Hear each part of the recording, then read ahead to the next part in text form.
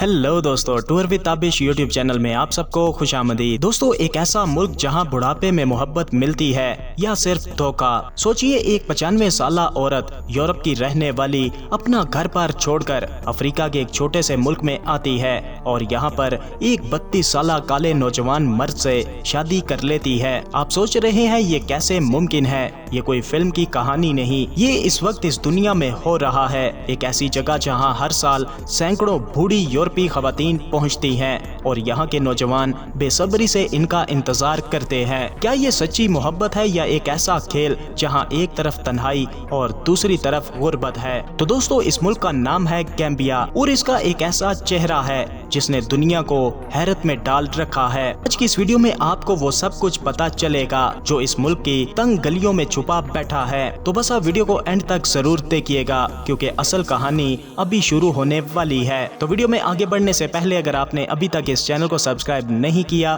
तो जल्दी से चैनल को सब्सक्राइब करके साथ बेल नोटिफिकेशन को भी ऑन कर दें। तो दोस्तों, क्या आपने कभी गैम्बिया जाने का सोचा है? बहुत से लोगों के लिए गैम्बिया अफ्रीका के नक्शे पर बस एक छोटा सा नुक्ता है जिसे अक्सर टूरिस्ट चुनते वक्त नजर अंदाज कर देते हैं, लेकिन ये छोटा सा मुल्क जितना दिखता है इससे कहीं ज्यादा हैरान कुन है। गैम्बिया तीन तरफ से अपने पड़ोसी मुल्क सेनेगल से घिरा हुआ है और इसका एक लंबा साहिल बहरे ओकियानूस के किनारे पर है जहां खूबसूरत साहिली पट्टियां और भरपूर सकाफती विरसा मौजूद है। गैम्बिया की सबसे पहली याद जो जहन में आती है वो है सुनहरे साहिल, साल भर धूप और गैम्बिया दरिया पर कश्ती का सफर जो घने जंगलों से गुजरता है। लेकिन इस मुल्क की एक पहचान और भी है जो कि यूरोपीय खवातीन, खासतौर पर बर्तानिया से आने वाली बड़ी उम्र की खवातीन और यहाँ के नौजवान मुकामी मर्दों के दरमियान आरसी रोमानवी ताल्लुकात की है। और ये बात अब कोई राज नहीं रही। हालिया दहाइयों में ये रुझान काफी बढ़ चुका है और गैम्बिया एक ऐसी जगह बन गई है जहाँ जज्बात और पैसे का अजीब सा मिलाप देखने को मिलता है। ये बात सिर्फ जुबान सदेआम नहीं बल्कि चैनल 4 जैसे मशहूर टीवी चैनल ने इस पर दस्तावेजी फिल्में भी बनाई हैं। इन फिल्मों में दिखाया गया है कि कैसे बड़ी उम्र की यूरोपीय खवातीन गैम्बिया आती हैं और यहाँ के नौजवानों के साथ आरसी ताल्लुकात कायम करती हैं। ये ताल्लुकात न सिर्फ टूरिस्ट खवातीन को खुशी देते हैं बल्कि मुकामी नौजवानों के लिए कमाई का जरिया भी बनते हैं और कभी कभी शादी के जरिए बैरून मुल्क जाने का रास्ता भी खुल जाता है। मुकामी नौजवान जिन्हें बीच बॉयज कहा जाता है सबसे पहले टूरिस्ट खवातीन के करीब जाते हैं। ये सिर्फ टूर या सुवेनियर बेचने के लिए नहीं बल्कि करीबी ताल्लुकात बनाने की कोशिश भी करते हैं। ये नौजवान अपनी फितरती कशिश, असल तवज्जो और जवानी की तवानाई से बड़ी उम्र की टूरिस्ट खवातीन को मुतासिर करने में माहिर हैं। बहुत सी यूरोपीय खवातीन कहती हैं कि अपने मुल्क में इन्हें कोई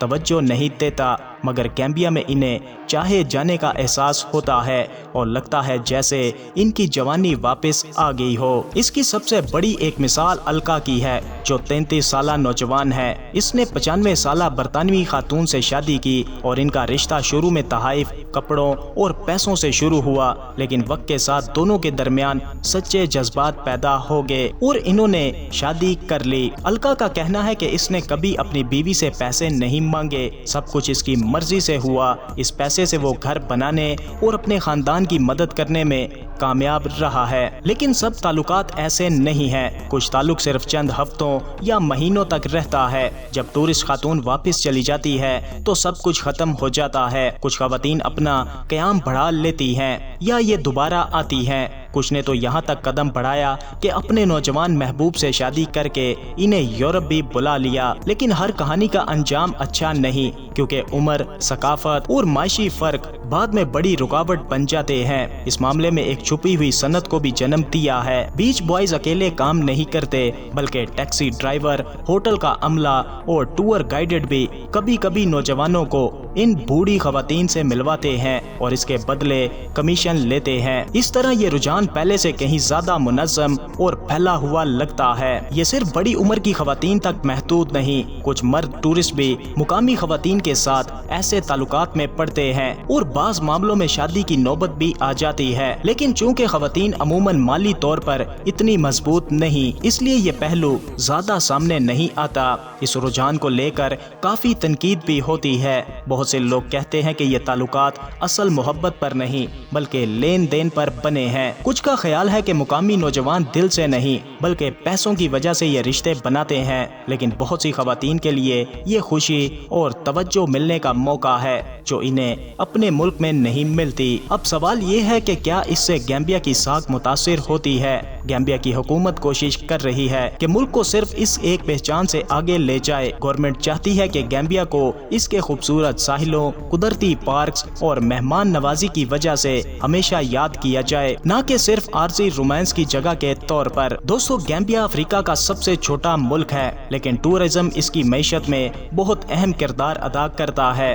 یہ شعبہ ملک کی جی ڈی پی میں 20% سے زیادہ حصہ ڈالتا ہے اور ہزاروں لوگوں کو روزگار فراہم کرتا ہے۔ ساحلی ریزارٹس، دریائی سفر اور قدرتی مناظر دنیا بھر کے ٹورسٹ کو اپنی طرف کھینچتے ہیں۔ اس کے علاوہ گیمبیا پرندوں کو دیکھنے کے شوقین افراد کے لیے بھی ایک خاص جگہ ہے۔ یہاں 500 سے زائد اقسام کے پرندے پائے جاتے ہیں، جس کی وجہ سے یہ مغربی افریقہ کی بہترین برڈ واچنگ منازل میں سے ایک مانا جاتا ہے۔ گیمبیا کا کھانا بہت لذیذ ہے۔